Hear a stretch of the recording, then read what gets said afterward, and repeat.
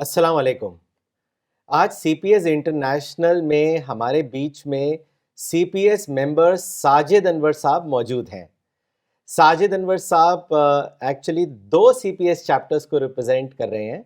एक CPS Mumbai chapter और दूसरा CPS UAE chapter. Sajid Anwar साहब by education is a mechanical engineer from IIT Kanpur and CPS mission से बहुत सालों से जुड़े हुए हैं। इनका इंट्रोडक्शंस मौलाना वहीदुद्दीन खान साहब से इनके वालिद के ज़रिए हुआ, जो अल रिसाला रीडर थे। साजिद अनवर साहब खुद एक सीकर बन गए जब वो एजुकेशन ले रहे थे और बाद में वो फिर सीपीएस इंटरनेशनल से जुड़े। पर्सनली मैं साजिद भाई को मैंने बहुत करीब से देखा है और मैं कह सकता हूँ कि he is a very kind hearted person. Mission के लिए मैंने उन्हें रोते हुए देखा है और बहुत ही एक्टिव सीपीएस मेंबर हैं। इनके साथ इनकी वाइफ मिस हुस्ना अनवर भी एक सीपीएस मेंबर हैं जो सीपीएस लेडीज़ ग्रुप से जुड़ी हुई हैं। साजिद अनवर साहब ने मौलाना वहीदुद्दीन खान साहब के साथ कई ट्रैवल करें, डोमेस्टिक भी और इंटरनेशनल भी। तो आज हम इनसे इनके एक्सपीरियंस जानेंगे, सीपीएस एक्टिविटीज़ के बारे में जानेंगे। तो चलिए इनसे बातचीत करते हैं। अस्सलाम वालेकुम साजिद भाई, कैसे हैं आप? वालेकुम सलाम रजत भाई, बहुत ही अच्छा हूँ, अल्लाह का शुक्र है। जी, माशाल्लाह आज आप सीपीएस सेंटर में हैं। जी, हमें बहुत खुशी हुई एंड दैट्स व्हाई वी जज़ाकल्लाह। थॉट कि इस अपॉर्चुनिटी को अवेल किया जाए। बहुत सारे आपके एक्सपीरियंसेस हैं। आप ट्रैवल भी करते हैं और बहुत एक्टिव सीपीएस मेंबर हैं। आपसे बहुत कुछ सीखने को भी मिलता है साजिद भाई।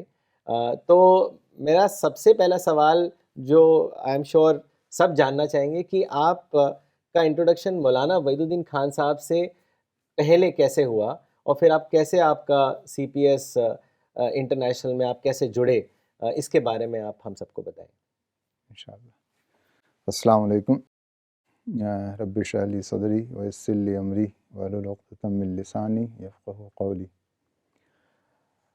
जैसा रजत भाई ने इंट्रोड्यूस किया, मैं एक मैकेनिकल इंजीनियर हूँ बाय प्रोफेशन। तो मैं अपने जो एजुकेशन का जो ज़माना था, जब मैं इंजीनियरिंग कॉलेज में था, तो उस वक्त कुछ वाक़यात ऐसे हुए वहाँ पे जिसकी वजह कर मेरे अंदर एक सीकिंग स्पिरिट जो है पैदा हो गई। अब चूँकि इंजीनियरिंग कॉलेज में तो वर्कलोड काफ़ी होता है एजुकेशन का, तो वहाँ पे मैं उसके लिए कुछ प्रैक्टिकली कुछ कर नहीं पाया। लेकिन जब मैं वहाँ से फ़ारिग होके निकला और जब मैंने जॉब जॉइन किया, तो वहाँ मेरे पास कुछ वक्त एक्स्ट्रा होते थे जो मैं स्टडी के लिए दे सकता था। जी। तो उस ज़माने में मैंने एज़ ए आप समझिए कि उसको फ्रॉम द स्क्रैच के तरीके से मैंने शुरू किया, एग्जिस्टेंस ऑफ गॉड और रियलिटी ऑफ लाइफ। तो मैंने दूसरे मज़ाहिब की भी कुछ किताबें मैंने पढ़ने की जो है मतलब उसमें कोशिश की, और कुरान को भी मैंने फिर से तर्जुमे के साथ पढ़ना शुरू किया, जो कि मैंने कभी पहले नहीं पढ़ा था। जी। तो जब मैंने कुरान को पढ़ना शुरू किया तो मेरे ज़हन में बहुत सारे सवालात भी उसके साथ पैदा होते गए, क्योंकि सिर्फ मैं ट्रांसलेशन पढ़ रहा था, उसमें कोई तफसीर या एक्सप्लेनेशन नहीं था। तो मुझे जब ये सवालात मेरे ज़हन में आए तो मैंने नेचुरली मेरे दिल में ख्वाहिश हुई कि इनके जवाबात जानूँ। तो उस सिलसिले में मैंने मुंबई का सफ़र किया। वहाँ पे कुछ लोग थे, तो उनसे मैंने मुलाकात की कोशिश की और चाहा कि जवाबात मिलें, लेकिन वहाँ मुझे कोई सेटिस्फैक्ट्री आंसर नहीं मिला। तो उस ज़माने में मुझे एक चीज़ याद आई कि मेरे वालिद साहब जो है वो अर-रिसाला मंगाते थे, और मैं बचपन में अर-रिसाला मैंने देखा था। तो उसके मज़मून जो हैं मुझे काफ़ी जो है हार्ट टचिंग लगते थे और लॉजिकल लगते थे। तो as an engineering graduate I become so rational and logical. So मुझे ये फिर एहसास हुआ कि मौलाना वहीदुद्दीन खान साहब ही हैं जो मेरे सवालात का जवाब दे सकते हैं। तो मैंने उसके लिए एक सफ़र किया मुंबई से दिल्ली का, जी। और ये 94 की बात है। उस वक्त मुझे इतना ज़्यादा डिटेल भी नहीं पता था कि मौलाना कहाँ रहते हैं एग्जैक्टली। इतना पता था कि निज़ामुद्दीन में हैं कहीं पे वो। तो मैं निज़ामुद्दीन जब पहुँचा तो फिर यहाँ मैंने खोज के जो है घर का पता निकाल लिया, अर रिसाला के ज़रिए और मौलाना के नाम के ज़रिए। और उसके बाद जो है मेरी मौलाना से वहाँ पे जो है एक मुलाकात हुई, बल्कि मैं कहूँगा कि बहुत तवील मुलाकात थी। मौलाना ने मुझे लगभग 3 घंटे का वक्त दिया और मेरे साथ जो है वो पूरा जो है यानी हमतन मुतवज्जे होके जो है मेरे साथ ही रहे वो लगभग 3 घंटे। जी। तो ये मेरी मौलाना से पहली मुलाकात थी। माशाल्लाह। वो साजिद भाई, मुझे मौलाना साहब की किताब से एक लाइन याद आ गई कि वो कहते थे कि every person is a born Sikar but every Sikar is not a finder. तो जब तक सिंसेरिटी के साथ हम सच्चाई को जानने की कोशिश ना करें तो सच्चाई हमें मिल नहीं सकती। तो आपके अंदर जो सीकिंग एक कशिश थी और वही धीरे धीरे आपको जो है मौलाना साहब के पास लेकर आ गई। बिल्कुल सही। और फिर we all know that how active a member you are. तो साजिद भाई, मैंने खुद भी देखा है, बॉम्बे में भी आप एक्टिव रहे, फिर जब रुड़की में आपका तबादला हुआ तो वहाँ पे भी आपने एक्टिविटीज़ शुरू कर दी। उसके बाद वर्क आपको डिफरेंट डिफरेंट जगह लेकर जाता गया और अब आप दुबई में हैं। वहाँ पे आप बहुत सीनियर पोजीशन में वहाँ पे आप काम कर रहे हैं। तो वहाँ पे भी आप यूएई टीम से जुड़ गए, अब वहाँ पे काफ़ी एक्टिविटीज़ हो रही हैं। तो मैं आपसे ये जानना चाहूँगा कि जैसे मौलाना वहीदुद्दीन खान साहब ने हम सबको टारगेट दिया हुआ है कि हम सबको कुरान का जो मैसेज है, पीसफुल मैसेज है, वो दुनिया तक पहुँचाना। तो यूएई में मतलब कितनी अपॉर्चुनिटीज़ हैं इस काम को अंजाम देने में? इसके बारे में आप हम सबको बताएँ। इंशाअल्लाह। तो रजत भाई, मैं अपने मौलाना की उस मुलाकात को चूँकि मैं बहुत मेमोरेबल मानता हूँ, तो मैं चाहता हूँ कि उसके बारे में थोड़ा पहले यहाँ पे कुछ शेयर करूँ जी, और फिर मैं इंशाअल्लाह आपके इस क्वेश्चन पे आऊँगा। तो वो जो मेरी मुलाकात थी मौलाना के साथ लगभग 3 घंटे की, वो एक बहुत ही यानी यूनिक मुलाकात थी मेरी, क्योंकि मेरे ज़हन में बहुत सारे सवालात थे, जी, कुरान की स्टडी के बाद भी और पहले से भी। और मौलाना ने उन तमाम सवालात का जवाब जो है बहुत ही लॉजिकल और बहुत ज़्यादा जो है मतलब सेटिस्फैक्टरी दिया, और मैं सारे जवाबात के बाद मेरे पास कोई दूसरा सवाल नहीं रहता था, यानी उसी सवाल को लेके, जी, यानी हर जवाब के बाद। तो उसमें मुझे एक बहुत सारी बातें थी उसमें, जी, और अल्हम्दुलिल्लाह मुझे लगभग सारी बातें याद हैं जो मैंने उनसे मौलाना से किया। इसमें एक चीज़ जो है मुझे बहुत स्ट्राइकिंग जो लगी, जो मैं शेयर करना चाहता हूँ। मौलाना ने मुझे उस वक्त रिसाला का एक जो है पर्चा मेरे हाथ में दिया जी, और बोला कि मौलाना ने बताया कि इसके बारे में आप क्या जानते हैं रिसाला के बारे में। तो मैंने बताया मौलाना को कि ये जो है एक मैगज़ीन है और इतना मैं जानता हूँ। तो उस वक्त जो है मौलाना का जो रिस्पॉन्स था वो मैं शेयर करना चाहता हूँ आपसे। जी, मौलाना बोला कि फिर आपने रिसाला के बारे में कुछ नहीं जाना, क्योंकि मैंने जो वर्ड यूज़ किया एक मैगज़ीन है। हुँ, तो जी, मौलाना ने कहा कि ये मैगज़ीन नहीं है, ये एक मिशन है। हुँ, तो फिर भी मैं ज़्यादा बात को मौलाना के पकड़ नहीं पाया कि ये मौलाना इससे क्या जो है मीन कर रहे हैं।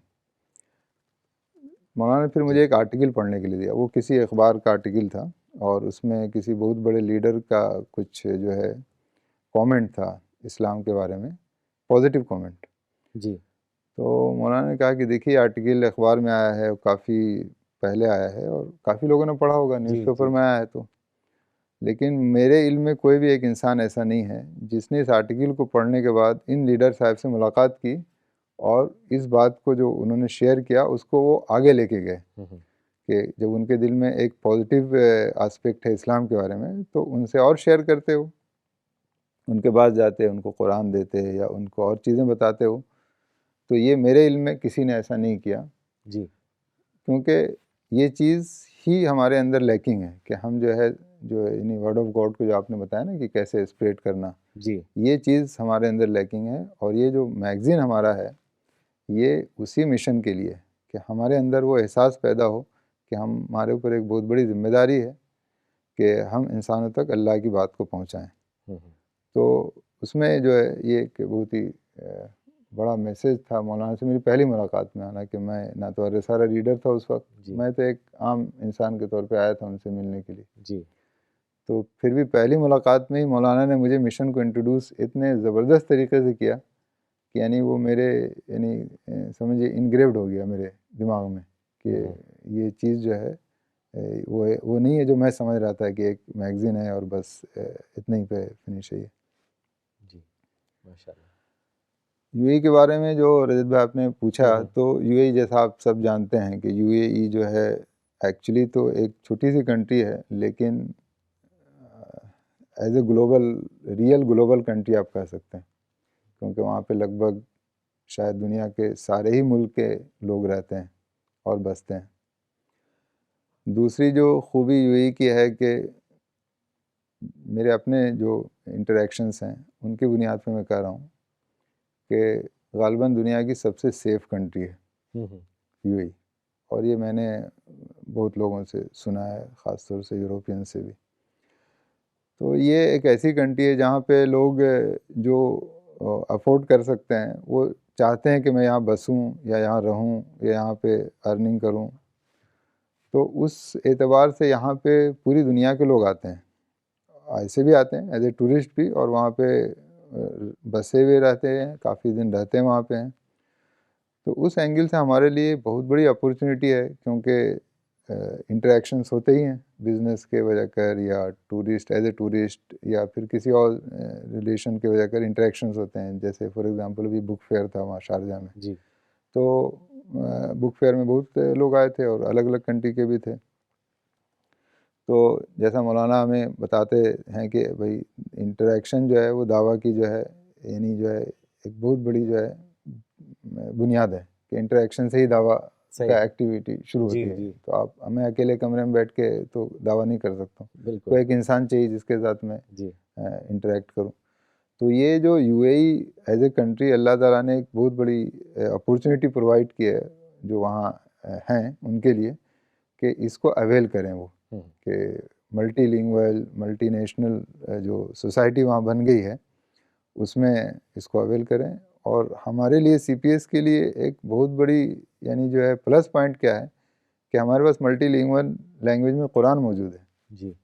तो यानी आप समझिए कि ये दो चीज़ें हो गई ना, एक है कि अपॉर्चुनिटी का होना, और दूसरी अपॉर्चुनिटी यूज़ करने के लिए हमारे पास टूल्स का होना। जी। अपॉर्चुनिटी हो और हमारे पास टूल ना हो तो भी फिर क्या कर सकते हैं। रोड है लेकिन मेरे पास कार नहीं है, तो मैं रोड को देख सकता हूँ लेकिन मैं ट्रैवल नहीं कर सकता हूँ, जी। मैं पैदल ही चल पाऊँगा।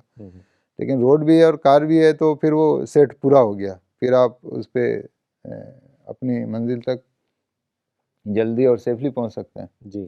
तो ये एनालॉजी के ज़रिए मैं इस चीज़ को मतलब शेयर कर रहा हूँ कि यूएई में यही चीज़ें हैं कि यूएई में अपॉर्चुनिटी है, और सीपीएस के पास जो है वो टूल्स हैं, वो मीन्स हैं जो उस अपॉर्चुनिटी को अवेल करने के लिए हमें चाहिए। जी। कि मतलब, और तीसरी चीज़ जो मैं समझता हूँ कि वहाँ की गवर्नमेंट जो है इस मामले में बहुत ही न्यूट्रल है, कि वो सबको मौका देती है। मतलब ऐसा नहीं करूँगी सीपीएस के लिए कोई स्पेशल बात है।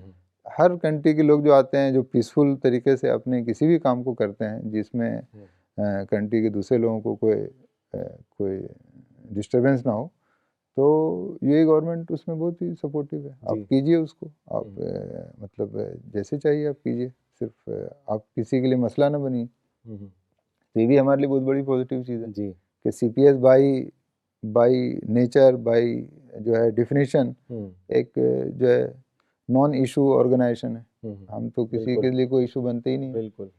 तो हम तो नो प्रॉब्लम इंसान बना के मौलाना ने हमको बनाया कि भाई आप नो प्रॉब्लम बनिए। तो ये हमारे लिए एक और पॉजिटिव पॉइंट है। जी। तो इन सब एंगल से मैं देखता हूँ तो UAE is to spread the word of God is a very good opportunity for all of us। अल्हम्दुलिल्लाह। बल्कि साजिद भाई देखिए कितना फ़र्क है, कोई भी सीपीएस मेंबर को इससे पहचान सकता है कि उसका जो कॉन्वर्सेशन है, उसकी जो सोच है, वो बहुत ही मुस्बत सोच है और हमेशा पॉजिटिव ओरिएंटेड है। ऐसा कभी होता नहीं है कि कोई भी सिचुएशन, जगह एब्सोल्युटली प्रॉब्लम फ्री हो। प्रॉब्लम्स भी साथ में होती हैं, लेकिन जैसे मौलाना वहीदुद्दीन खान साहब ने हम सबको सिखाया कि ignore the problem and avail the opportunity. Sajid भाई ने सिर्फ पॉजिटिव बात करी है कि वहाँ अपॉर्चुनिटीज़ ही अपॉर्चुनिटीज़ हैं and we should avail those opportunities. तो ये एक ट्रू सीपीएस मेंबर की पहचान है। माशाअल्लाह साजिद भाई, that's wonderful to hear those words. तो साजिद भाई, अगला सवाल यही आता है कि आपने कहा कि अपॉर्चुनिटीज़ बहुत हैं, तो कैसे इन अपॉर्चुनिटीज़ को यूएई की सीपीएस टीम अवेल कर रही है, इसके बारे में भी बताएं, और लोगों को भी एक आइडिया मिलता है कि वो कैसे उसी बेस्ट प्रैक्टिस को अपने एरिया में अपनी सिचुएशन के हिसाब से फिर वो रिलेट कर सकते हैं और उसको इम्प्लीमेंट कर सकते हैं। तो थोड़ा सा बताइए कि कैसे अवेल कर रही है सीपीएस यूएई टीम इन अपॉर्चुनिटीज़ को।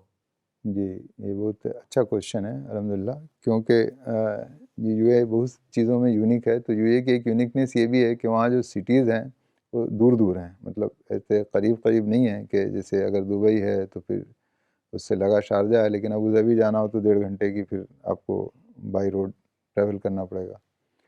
तो वहाँ पे हम जो हमारी टीम है मतलब जो भी उसमें 3 या 4 लोग अभी हम लोग हैं एक्टिव, और अल्हम्दुलिल्लाह लोग जुड़ रहे हैं। तो हमने ऐसा किया है कि वहाँ पे 3-4 तरीके से हम लोग दावा ये एक्टिविटीज़ कर रहे हैं। जी। एक तो वहाँ पे होटल्स में कुरान को रखने का प्रोग्राम, जी। और आप जानते हैं कि UAE as a like tourist place, और दुबई स्पेशली, होटल्स वहाँ बहुत हैं। जी। मतलब होटल्स, रिज़ॉर्ट और जो है लेज़र प्लेसेस जो हैं वो मतलब बहुत हैं। तो हम लोगों ने उनको अप्रोच किया, और ऑफिशियली अप्रोच करते हैं हम, मतलब बाकायदे हम ईमेल लिखते हैं उनके परचेज़ मैनेजर को, और उनके रिस्पांस भी काफ़ी पॉजिटिव आते हैं। जी। तो उस रिस्पांस को हम लोग अवेल करते हैं, और यहाँ से डॉक्टर सानी हसनैन साहब के ज़रिए हमें कुरान वहाँ अवेलेबल करा के रखा है उन्होंने जी। काफ़ी लैंग्वेजेज़ में। तो हमारे से अच्छा स्टॉक रहता है वहाँ पे। हम्म। तो जब भी कुरान का कोई मतलब पॉजिटिव रिस्पांस आता है होटल से, तो हमारे साथी जो हैं, जो वहाँ के नज़दीक हैं उस होटल के, वो उनको कोशिश हम ये करते हैं कि इन पर्सन पहुँचाएँ, मतलब ताकि उनसे कुछ इंटरेक्शन भी हो जाए। और ये एक एक्टिविटी ऐसी है जिसमें हमें वहाँ काफ़ी जो है पॉजिटिव रिस्पांस मिला है जी। होटल से, और ये अच्छे बड़े-बड़े होटल्स हैं, 5 स्टार होटल्स के चेन्स हैं उनसे भी। दूसरी जो एक्टिविटी जो हम अवेल कर रहे हैं वहाँ पे, वो है फ्री कुरान डिस्ट्रीब्यूशन के जो रिक्वेस्ट आते हैं। जी। तो जैसा आप सबको मालूम है कि फ्री कुरान रिक्वेस्ट तो सारी दुनिया से आता है और हर जगह। तो हम लोगों ने वहाँ पे ऐसा किया है कि हमारे साथी जो है अलग-अलग शहर में, जैसे मैं रसल खैमा में हूँ, हमारे 2 साथी दुबई में हैं, एक साथी अबू धाबी में है। तो हम क्या करते हैं कि जो कुरान के रिक्वेस्ट जिस एरिया के नज़दीक हो, ट्राई करते हैं कि उस साथी उनको खुद पर्सनली दें, ताकि उनसे कुछ इंटरेक्शन हो सके, उनसे कुछ और सिर्फ़ कुरान के अलावा हम कुछ किताबें दे सकें, अगर वो देखें कि वो कैसे, मतलब वो कितना सीकर हैं, कितनी जी। सीकिंग स्पिरिट है। अदरवाइज़ लास्ट ऑप्शन है कि कुरियर कर देते हैं उनको, जी। अगर किसी तरीके से नहीं मिल पाते हैं। तो इसमें हमारे लिए काफ़ी हमने इसको जो है मतलब पॉज़िटिव पाया इस मेथड को। और यूएई बहुत बड़ी कंट्री नहीं है, तो बहुत ज़्यादा ट्रैवल नहीं है, विदिन 2 आवर्स से हम लोग ऑलमोस्ट कहीं पहुंच सकते हैं। जी। तो इस मेथड को अपनाने के बाद हमें कुछ साथी ऐसे भी मिले जो बोले मैं आपके साथ जुड़ना चाहता हूँ, जी। आपके साथ मीटिंग करना चाहता हूँ, आपकी बातों को समझना चाहता हूँ, और किताबें भी हमसे ली उन्होंने। तो ये एक दूसरा जो है हम वहाँ पे कर रहे हैं। जी। इसके अलावा तीसरा जो है वो आप समझिए उसको पर्सनल लेवल पे, कि ये तो एज ए टीम हम लोग कर रहे हैं, जी। होटल में कुरान और फ्री कुरान डिस्ट्रीब्यूशन। जी। पर्सनल लेवल का मतलब ये है कि जो अपॉर्चुनिटीज़ आपको खुद अवेल मिल रही है, जैसे आपके कोई फंक्शन में आपने शिरकत की, जैसे शादी है या कोई और फंक्शन है, जी। तो उसमें कुरान के डिस्ट्रीब्यूशन को अवेल करना, कि किसी बर्थडे पार्टी में आप चले गए, या कोई ऐसी चीज़ थी जहाँ पे आप एज ए गेस्ट इनवाइट थे या एज ए पार्टिसिपेंट इनवाइट थे, तो वहाँ पे जो है इस चीज़ को हम लोग अवेल करते हैं एज ए इंडिविजुअली। जैसे हमारे एक साथी हैं वहाँ पे, अभी वो एक बहुत अच्छे इंस्टीट्यूट इंडिया के एसपी जैन, जी। तो उसमें उन्होंने एमबीए में दाखिला लिया अभी जी। कुछ महीने पहले। तो उनका एक सेशन हो रहा था एमबीए कोर्स के टॉपिक पे, कोई मतलब उस कोर्स के अंदर कोई टॉपिक पे कोई डिस्कशन था, तो उन्होंने गांधी जी का एक आर्टिकल मौलाना का जो था उसको रेफर करते हुए बहुत पॉजिटिव बात कही गांधी जी के बारे में एज ए लीडरशिप क्वालिटी। जी। जी। जी। जी। तो अब वो अपॉर्चुनिटी उन्होंने, ज़ाहिर है उनके जहन में ये था कि इस अपॉर्चुनिटी को यूज़ करूँ एज ए जी। दावा। हाँ, लेकिन तालिफ़ क़ल्ब के तौर पे उन्होंने उसको रखा, और तो जो फैकल्टी थी वो बहुत उन्होंने पसंद किया। बोले कि ये तो बहुत ज़बरदस्त बात आपने की, कहाँ से लाए? तो फिर उन्होंने मौलाना को इंट्रोड्यूस कराया कि उनके आर्टिकल में, जी, जी। तो उस ज़रिए फिर किताबें इंट्रोड्यूस हुईं, तो उन्होंने उनको पूरी किताबों का एक अच्छा खासा किताबों का उनको ये दिया कि ये सब किताबें आप मुझे भेजिए। जी, जी। बल्कि उनका नाम भी शेयर कर सकते हैं, क्योंकि उन्होंने भेजा था हाँ, तो डिटेल्स, अनवार साहब। अनवार साहब हमारे हाँ। कश्मीर जम्मू के हैं, जी, जी, और फ़ारूक मस्तर साहब के बहुत जी। करीबी रिलेटिव हैं। तो ये एक एग्ज़ाम्पल दिया मैं कि इस तरीके माशाल्लाह। से जी। जो हमारे सीपीएस मेंबर हैं वहाँ पे, वो क्रिएटिवली कैसे इस्तेमाल कैसे यूज़ करते हैं। हालाँकि वहाँ वो तो एक प्रोफ़ेशनल कोर्स के लिए गए हुए हैं, जी, लेकिन इस मौके को उन्होंने यूज़ किया। माशाल्लाह। जी। चौथा जो मेथड है, जो बहुत ज़्यादा उसमें डॉक्टर साहब का बहुत बड़ा रोल है डायरेक्टली, हुँ, हुँ। वो है एग्ज़िबिशन, बुक फेयर्स। जी, तो वहाँ पे 2 बुक फेयर होते हैं, एक तो शारजाह में, एक अबू धाबी में। तो शारजाह बुक फेयर वो इंटरनेशनल बुक फेयर है, और लगभग 40 साल से हो रहा है वो। हुँ, तो हुँ। उसकी इंटरनेशनल बुक फेयर के लेवल की उसकी जो है पहचान हो गई है। जी, तो यूएस से, यूके से, और यूरोप के दूसरे कंट्री से, और एशिया के भी दूसरे कंट्रीज से वहाँ पे लोग पब्लिशर्स आते हैं, यूएई गवर्नमेंट और जीसीसी हुँ, कंट्रीज़ के। हुँ, हुँ। तो एक बहुत अच्छी अपॉर्चुनिटी होती है हमारे लिए इंटरेक्शन के लिए, और वहाँ पे कुरान डिस्ट्रीब्यूशन के लिए। तो ये भी एक जो है मतलब आप समझिए कि ये भी एक मेथड है, जी, और एक जो है अपॉर्चुनिटी हम लोग यूज़ करते हैं। जी। तो इस तरीके से चल रही है। और लास्ट इसमें जो कि एक बहुत ही यूनिक है, जो कि समझ लीजिए कि एज नॉट रेगुलर, बट हमारे इकबाल उमरी साहब जो हैं, हुँ, हुँ, उनके बहुत कॉन्टैक्ट्स हैं वहाँ पे। हुँ। तो उन्होंने अभी 2 महीने का ट्रैवल किया, जी, ख़ास तौर से इन कॉन्टैक्ट्स को रिवाइव करने के लिए। माशाल्लाह। तो बहुत सारे उमरी हज़रात से वो मिले, हुँ, हुँ, और कुछ जगह मुझे भी लेके गए। जहाँ नहीं ले गए थे तो उन्होंने उनके एड्रेसेस हम लोगों को दे दिए, हुँ, टीम को, कि भई ये साथी यहाँ पे हैं, इनसे आप बाद में कॉन्टैक्ट कीजिए। तो ये भी एक मेथड है जी, कि कोई एक आदमी वहाँ आता है जिसके अपने कॉन्टैक्ट्स हैं, लेकिन वो कॉन्टैक्ट्स को दावा के लिए यूज़ करते हुए फिर आगे के लिए एक लीड छोड़ के चले जाते हैं कि भाई आप हुँ, इनको, हुँ, और उनमें हमने देखा कि बहुत सारे संजीदा मिजाज के हुँ, इंसान हुँ, मुझे मिले उसमें से। हुँ, हुँ। तो इस तरीके से अल्हम्दुलिल्लाह हम लोग अ, कोशिश कर रहे हैं। बहुत सही कहा आपने। इनफैक्ट साजिद भाई, आपको याद होगा कि मौलाना वहीदुद्दीन खान साहब इंटरैक्शन पे इतना फ़ोकस करते थे, जी, कहते थे आप इंटरैक्शन करिए just for the sake of interaction. तो बड़ा अच्छा एग्ज़ाम्पल भी देते थे कि जब 2 स्टोन्स आपस में टकराते हैं तो एक तीसरी चीज़ इमर्ज होती है, स्पार्क। तो इसीलिए वो कहते हैं कि जब 2 माइंड्स मिलते हैं, तो जो इमर्ज होता है वो है आइडियाज़, एक बहुत अच्छा ताल्लुक, बहुत सी नई-नई बातें जो आप एक-दूसरे से सीखते हैं। तो इसीलिए interact for the sake of interaction, बहुत एम्फसाइज़ करते थे वो इस चीज़ को।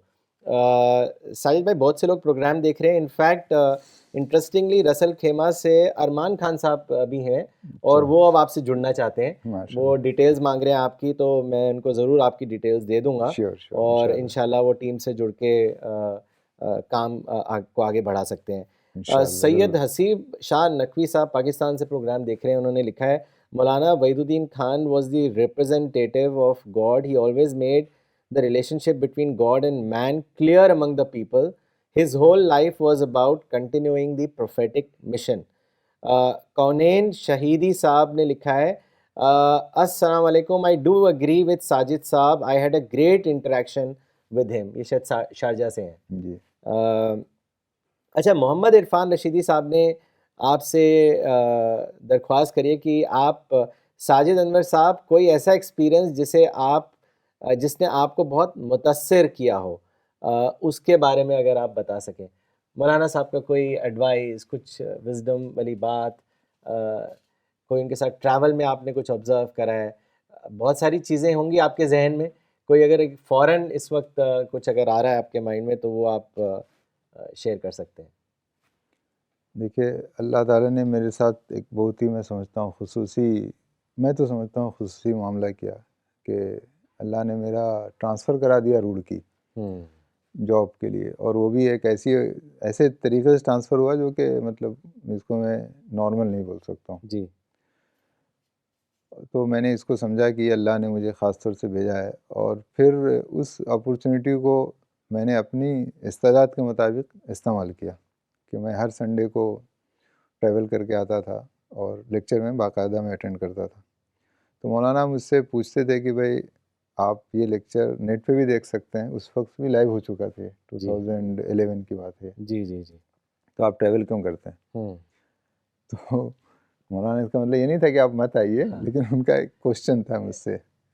तो मैंने मौलाना को जवाब दिया कि मौलाना मैं जितना आपके बातों से सीखता हूँ उससे ज़्यादा मैं आपको देख के सीखता हूँ, तो मैं आपको बहुत ऑब्जर्व करता हूँ।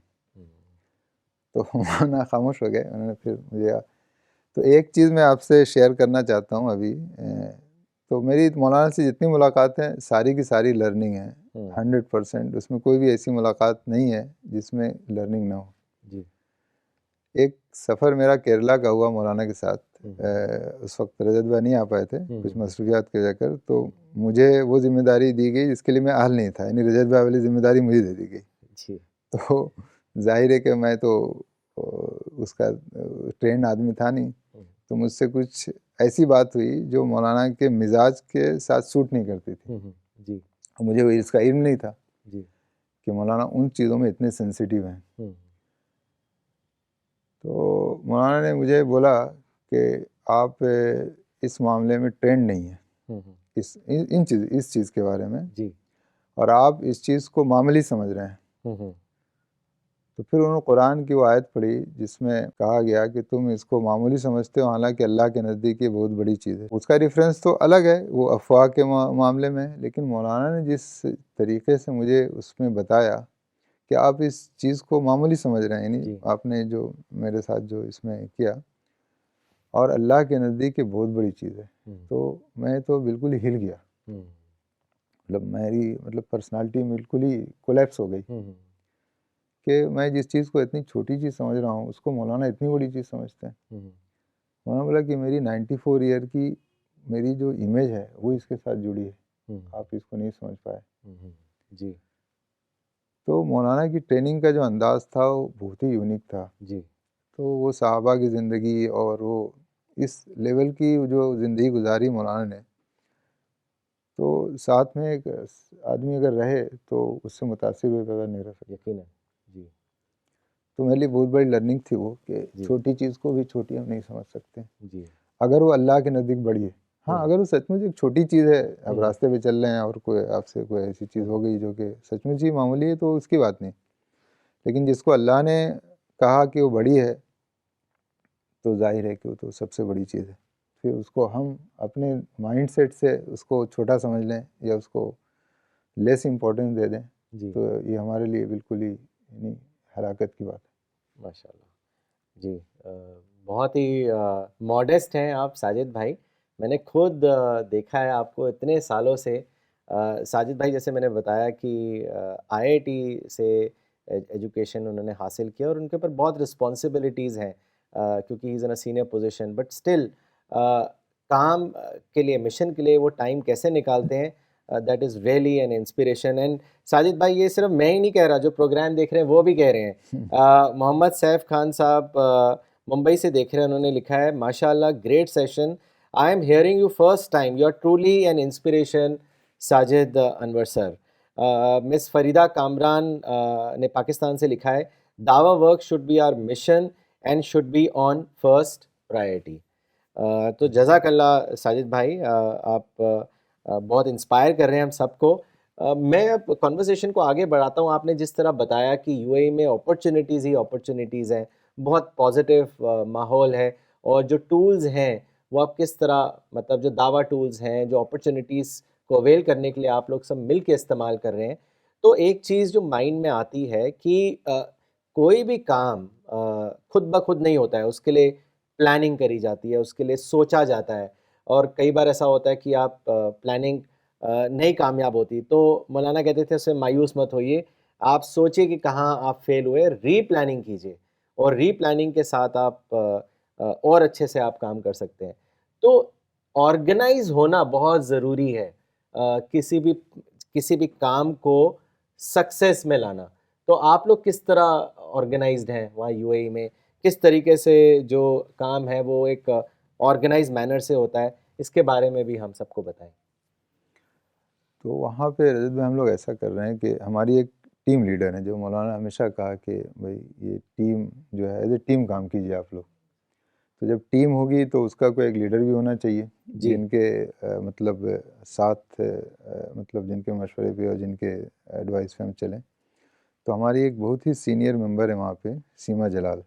जी तो वो बहुत ही डेडिकेटेड, बहुत ही मुखलिस इंसान हैं और बहुत ही सैक्रिफाइसेस हैं उनकी।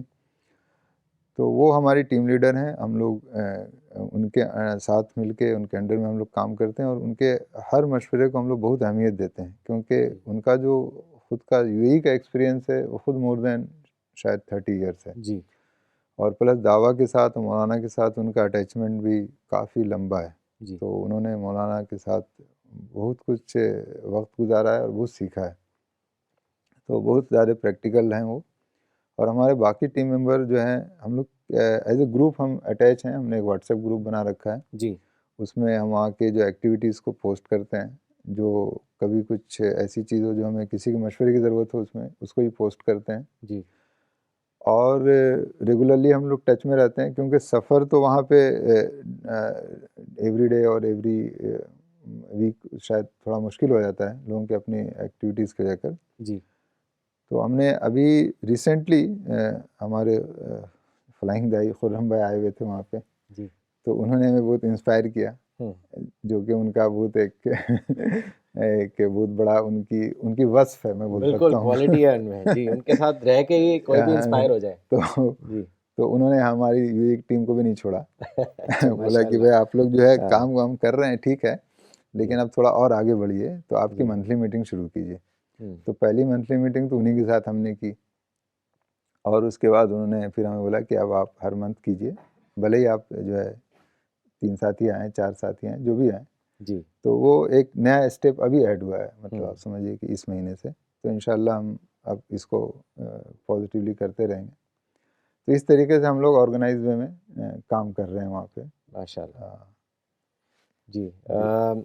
अगला सवाल लेने से पहले कुछ और कमेंट्स पढ़ना चाहूँगा साजिद भाई। मोहम्मद सैफ खान साहब ने ये मुंबई से लिखा है कि आप लोगों का दावा का तरीका बिल्कुल वैसे ही है जैसे असहाबे रसूल का था। जज़ाकल्लाह। महबूब भाई ने आपसे रिक्वेस्ट करी है एक, उन्होंने लिखा है कि आई रिक्वेस्ट महबूब भाई मुंबई से देख रहे हैं, उन्होंने लिखा है कि आई request Sajid sahab to share that incident where an expert shared with him about cell. इससे मारिफत में इजाफा होगा। ये कौन सा एक्सपीरियंस है? ये तो मुझे भी नहीं इसकी जानकारी है। मैं भी चाहूँगा कि आप बताएं साजिद भाई इस एक्सपीरियंस के बारे में। When I was working in Roorkee, जी then I used to travel to Delhi to meet Maulana almost every week. So normally I used to come by road, but that time I took train जी because I think there was some program on Saturday and I came one day earlier. Hmm So एक train चलती है Shatabdi, Roorkee, Dehradun to Mumbai, Dehradun to Delhi. तो morning Shatabdi मैंने पकड़ी और I was in probably executive class. Hmm तो मेरे बाजू में जो है एक बहुत ही जो है वेल सूटेड आदमी आके बैठे। तो from his appearance I could guess कि is a very educated qualified person. तो मैंने उनसे इंट्रोड्यूस किया अपने आप को। और तो मुझे पता चला कि he was actually research scholar जी doing research in Germany, hmm actually from Kerala, and he came to IIT Roorkee to deliver a guest lecture. So now he is going back. जी So I just curiously asked, what is your topic of research? So then he told, I am doing research on cell. Hmm I was more curious. Normally doctors go for MD, MS. So doctors doing research is something very, like, first time I was introduced to this kind of thing. So then he told, no, there are research institute in Germany, and that is one of the best institute in the world. So I'm doing a research on cell, and that cell works in a, like our this respiratory system. Hmm So then conversation went on. So he told, I am basically a Syrian Catholic, but I don't believe in God. I am agnostic. So all those things. So then during this discussion I told ke then what do you do in the cell, how do you find a live cell? So then he introduced me कि मैं कैसे करता हूँ. There's a big screen, we project a cell of a fly or a mosquito, which is very basic cell, is very near to human cell, so then we can correlate. जी. So then he keep on explaining how we do research. Then I introduced myself also कि I am working in a glass company and this and this.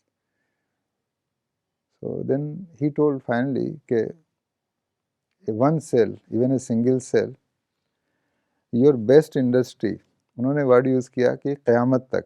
बोला कि क़यामत तक की आपकी जो सबसे एडवांस इंडस्ट्री होगी ना, जी. वो सेल के एक हिस्से को भी नहीं पहुंच पाएगी.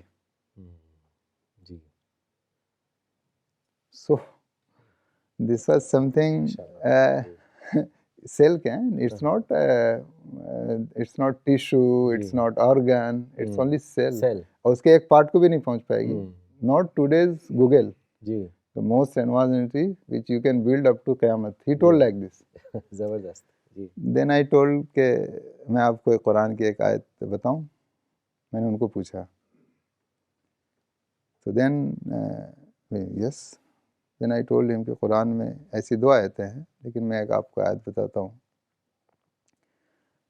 कि कुरान में है कि अगर सारे समुंदर रोशनाई बन जाएं और उतनी समुंदर और मिला लो और सारे दरख्त कलम बन जाएं और तुम अगर गॉड की ग्लोरी लिखो तो भी ख़त्म नहीं होगी. तो आप जो बता रहे हैं वो गॉड की ग्लोरी का एक छोटा सा हिस्सा है जो आप बता रहे हैं. जी. तो कुरान के में जब ये बात आई है तो ये तो कोई इंसान कह नहीं सकता. जी. इतना नॉलेज की बात, इतनी डेप्थ की बात.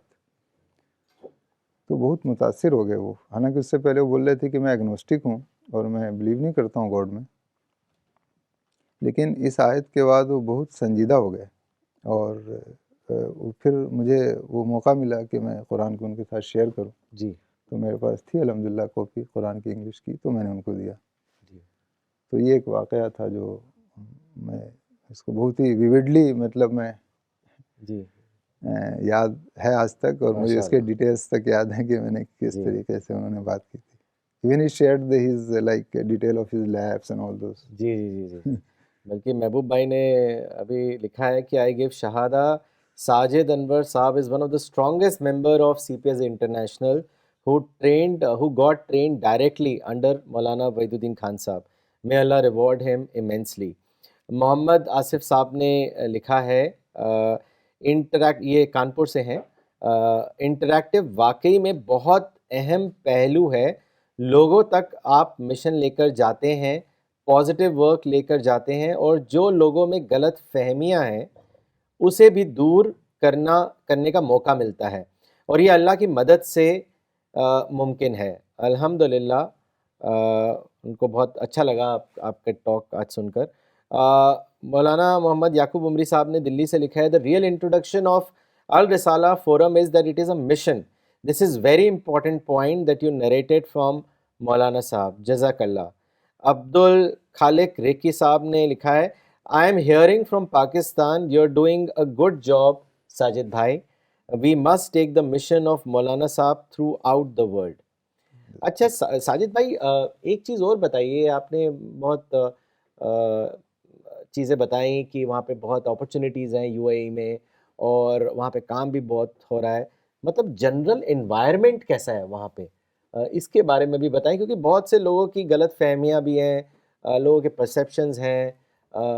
आपका क्या एक्सपीरियंस रहा? How is the environment there in UAE? बहुत ही अच्छा है, बहुत ही अच्छा है, बहुत ही अच्छा है. जी. इवन जो अरब्स हैं, देखिए मैं कल डॉक्टर सानिसन साहब के साथ मुझे मौका मिला बैठने का काफ़ी लंबा, और जब डॉक्टर साहब वहाँ आए थे तो भी मैंने उनसे बात की थी कि मौलाना के मिशन को अरबी में इंट्रोड्यूस अभी तक नहीं किया गया है. यानी अरबी में लिटरेचर हमारे पास नहीं है.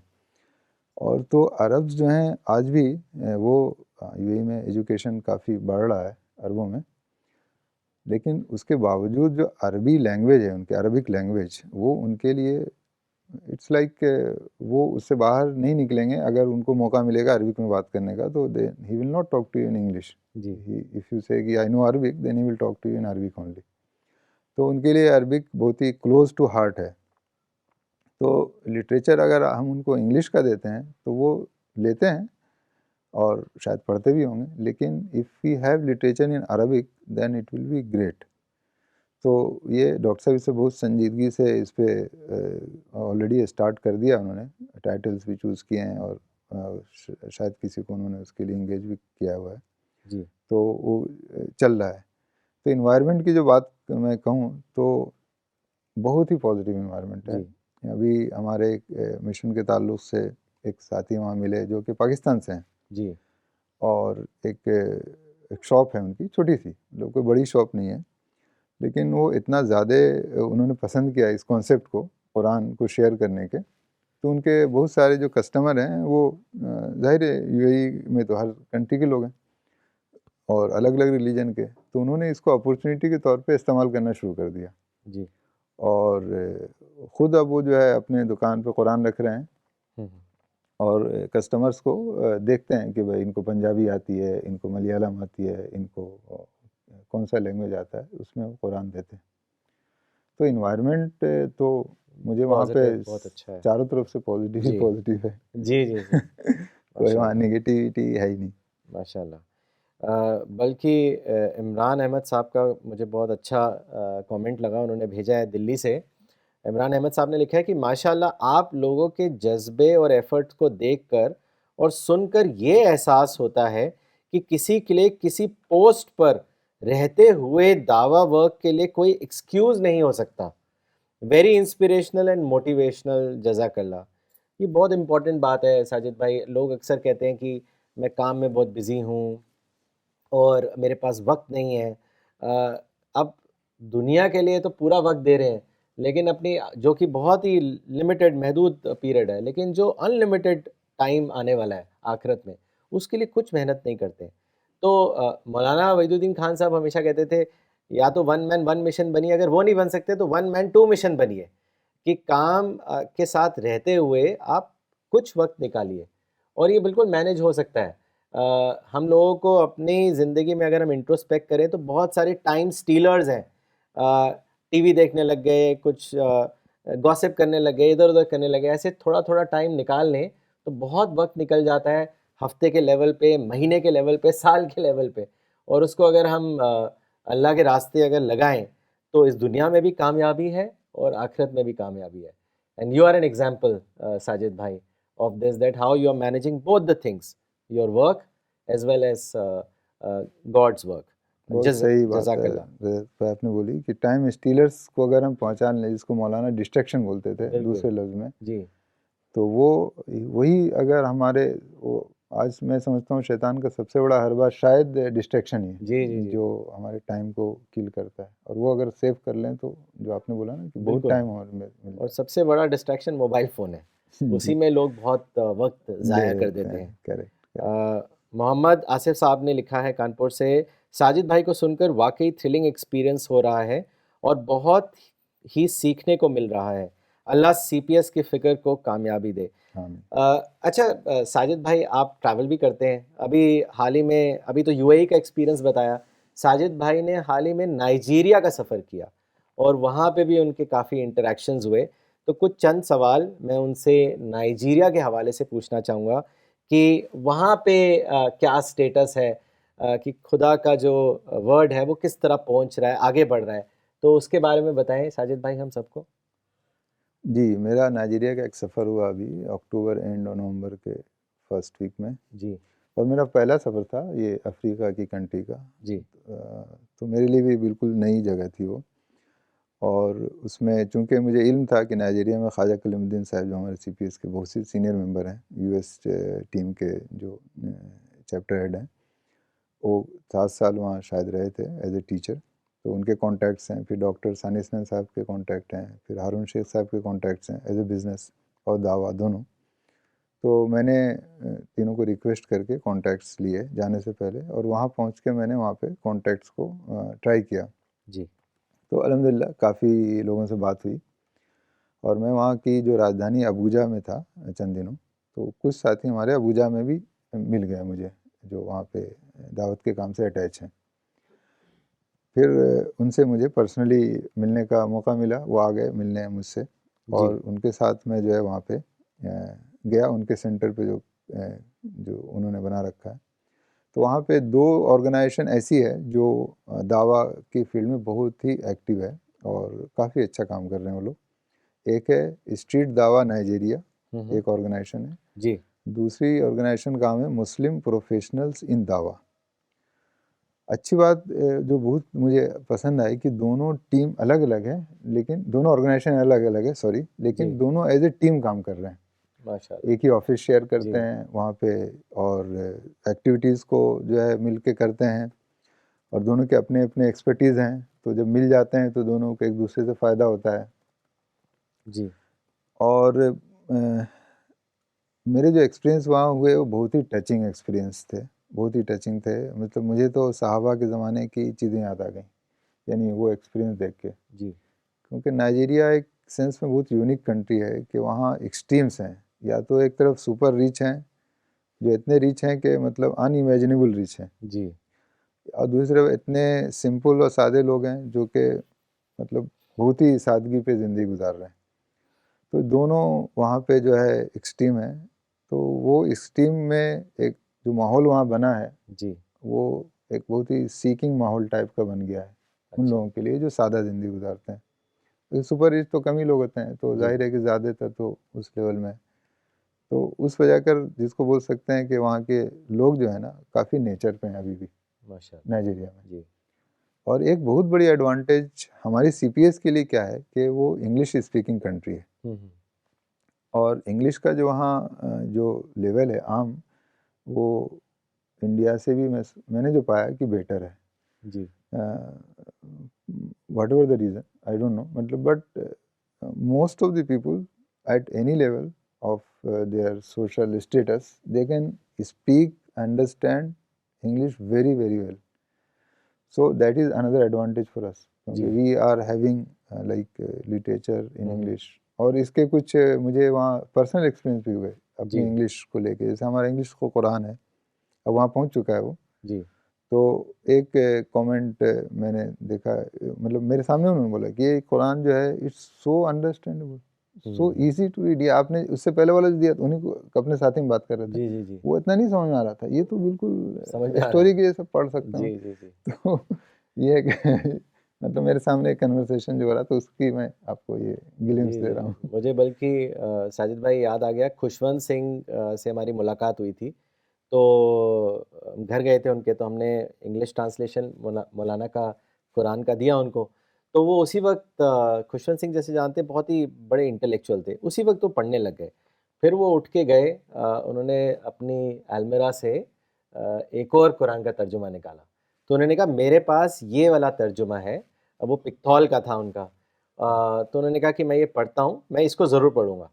तो फिर हम लोग मुलाकात करके आ गए। उसके बाद उन्होंने उसका जवाब न्यूज़पेपर के ज़रिए दिया, कि उन्होंने बाकायदा हिंदुस्तान टाइम्स में लिखा कि इस क्रिसमस के मौके पे हम, मतलब मुझे ये गिफ्ट दिया गया, और मैंने ये ट्रांसलेशन बाय मौलाना वहीदुद्दीन खान साहब, इसको मैंने पढ़ा और ये मुझे बहुत पसंद आया, and I read my favourite passages. And then he wrote, Sajid भाई, कि I will not only recommend non-Muslims to read the English translation of the Quran, but I will also recommend Muslims to read this translation, because it is very simple and easy to understand.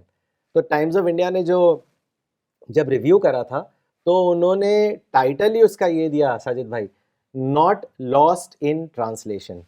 तो इससे पता चलता है कि जैसे आप बता रहे हैं कि इतना सिंपल, इतना आसान कि आप पढ़ते जाइए समझते जाइए, पढ़ते जाइए समझते जाइए।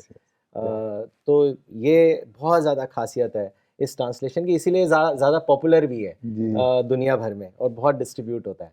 तो नाइजीरिया हमारे लिए उस मामले में और अच्छा है क्योंकि इंग्लिश स्पीकिंग क्योंकि वो कंट्री इंग्लिश स्पीकिंग है, तो ये यस। बहुत अच्छा एक्सपीरियंस आपने जी बताया, जी। ये रिलेट भी हो गया। बहुत कमेंट्स आ रहे हैं साजिद भाई। मिस कुरुतुलेन ने श्रीनगर से लिखा है, brilliant, this is how opportunities are utilised. Sajid bhai got a golden opportunity to convey the message to a person who was an agnostic.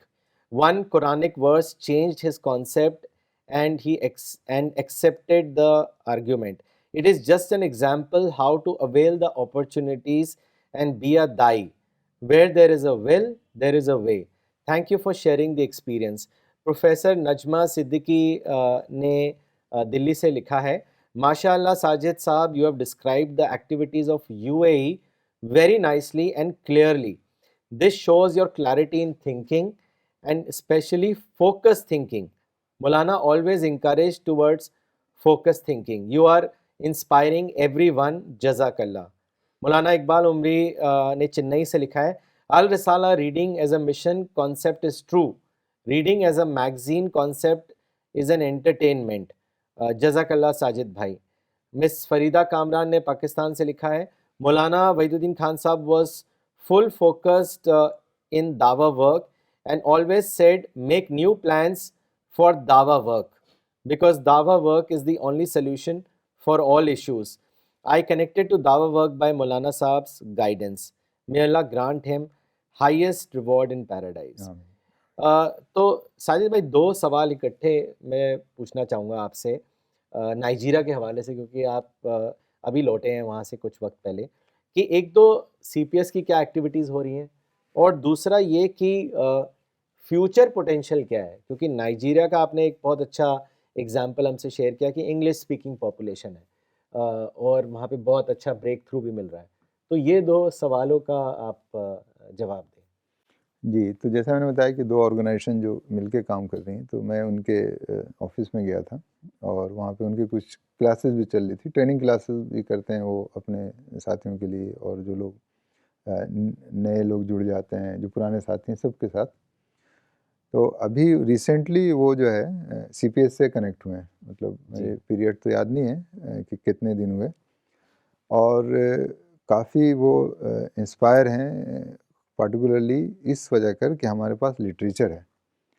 तो ये एक चीज़ मैं इसको जनरलाइज़ कर रहा हूँ नाइजीरिया के हवाले से, कि हमारी जो दूसरी दावती टीमें काम कर रही हैं दुनिया में, अखलास के साथ कर रही हैं और वक्त दे रही हैं, कुर्बानियाँ दे रही हैं, लेकिन उनके पास वो टूल्स नहीं है जो हमारे पास अल्लाह ताला ने मुहैया किए, और मौलाना की और मिशन की जो टीम की कोशिशों से जो हमारे पास आज अवेलेबल है. तो ये इतनी बड़ी चीज़ है कि वो उनके लिए बहुत ज़बरदस्त चीज़ बन गई कि कुरान का ट्रांसलेशन जब उनको मिला, तो उनके लिए एक समझिए कि आप समझिए एक्सप्लोजन जैसा हो गया कि जो काम वो कर रहे थे पहले, वो उनको वर्बली करना पड़ता था कि वो जाते थे, मिलते थे, एक्सप्लेन करते थे बातों को, लेकिन अब वो कुरान का ट्रांसलेशन दे के उनका सारा कुछ हो जाता है, सिर्फ ऐड ऑन उनको करना पड़ता है. तो ये वो चीज़ उन्होंने ख़ुद बताई कि इससे हमें बहुत फ़ायदा हुआ है. और अब उसके साथ जो लिटरेचर जो ऐड हो रहा है, जैसे फॉर एग्जाम्पल डिस्कवर इस्लाम, तो उनको ये भी मिल गया है. मैंने कुछ अपने यूए के एक्सपीरियंस शेयर किए उनसे कि यूए में हम लोग इसके साथ कुछ और किताबें जो वहाँ के औकाफ ने अप्रूव किए हैं, वो भी हम शेयर करते हैं. जी. तो उस ताल्लुक़ से भी उन्होंने बताया कि ज़रूर तो इसको भी आप हमें प्रोवाइड करें. जी. तो ये सीपीएस का वहाँ पे, और वो लोग बहुत अच्छे से कनेक्टेड हैं. वो हारून शेख साहब से कनेक्टेड हैं, डॉक्टर सानिस्लान साहब से कनेक्टेड हैं, तो इनसे अच्छे से कनेक्टेड हैं और रेगुलर टच में हैं, और अपनी चीज़ें जो है वो हमसे सीपीएस से लेते रहते हैं. जी. तो सीपीएस के लिहाज से यानी आप समझिए कि हम सीपीएस, मुस्लिम प्रोफेशनल दावा और स्ट्रीट दावा इन नाइजीरिया एज ए टीम हम लोग जो है काम कर रहे हैं, ऐसे समझ सकते हैं. मैं तो वहाँ फर्स्ट टाइम गया, लेकिन मुझे फील ही नहीं हुआ कि मैं एक आउटसाइडर हूँ. मैं and I was feeling at home with them, and उन्होंने भी इतना वक्त दिया, और फिर कहाँ कहाँ लेके गए. वहाँ अबूजा की सेंट्रल मॉस्क ऑफ अबूजा जो है वहाँ की बहुत फेमस है, तो वहीं पे उनका ऑफिस उसी मस्जिद के अंदर, और उसी में सारी एक्टिविटी करते हैं. तो मैं उनके साथ था लगभग दिन भर, और इमाम साहब से भी मिला. तो मतलब I was feeling I am just with CPS member. अल्हम्दुलिल्लाह. जी जी. अंदर सीपीएस मेंबर. जी.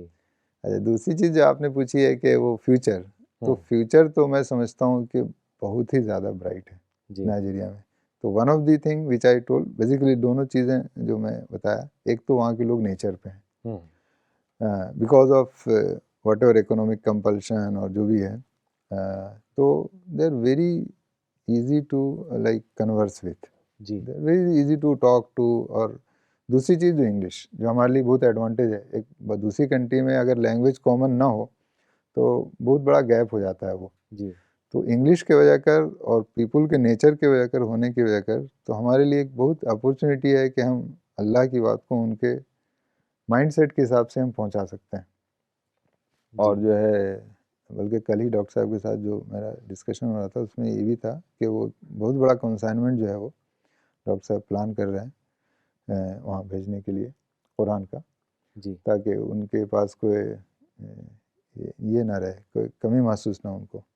तो जो कि कभी कभी उनको थोड़ा फील होता है कि हमारे पास कुरान और होता तो अच्छा होता, ऐसा भी मैंने वहाँ महसूस किया। तो they think we need more. जी तो जी इंशाल्लाह, तो आप समझ सकते हैं वी नीड मोर जो आदमी सोच रहा है हम्म। तो उसके पास कितना ज़्यादा जो है मतलब फ्यूचर उसकी प्लानिंग है। जी जी तो वो खुद ही चाह रहे हैं इस चीज़ को। माशाल्लाह। आप डॉक्टर साहब के हवाले से बात करें, उन्हीं का मैसेज अभी अभी अभी आया है। तो डॉक्टर सानिस्नैन खान साहब ने लिखा है, it was such a pleasure listening to Sajid sahab. He is very dedicated CPS member and a very creative दाई. I have noticed that he never misses a dawa opportunity which comes to him. He is a great inspiration for all of us. May Allah bless his efforts. Ameen.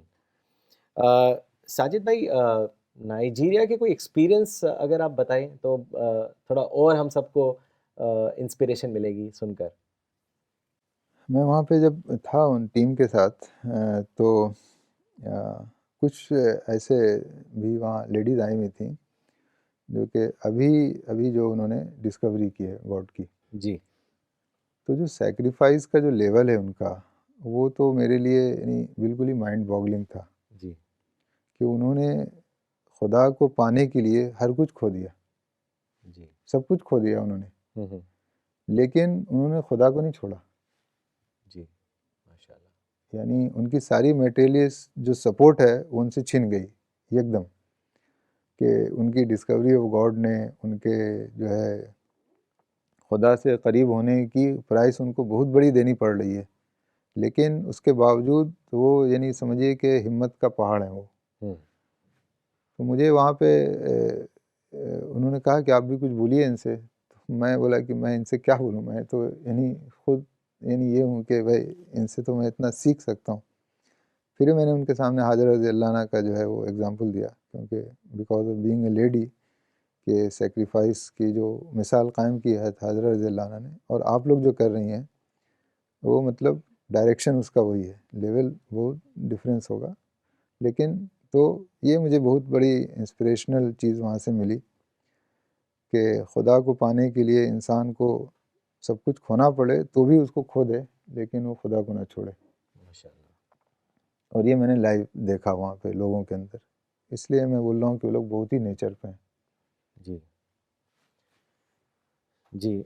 जज़ाकल्लाह साजिद भाई, that was really inspiring. बल्कि हम सोचे कि किस तरह सहाबा ने सैक्रिफाइसेस करे।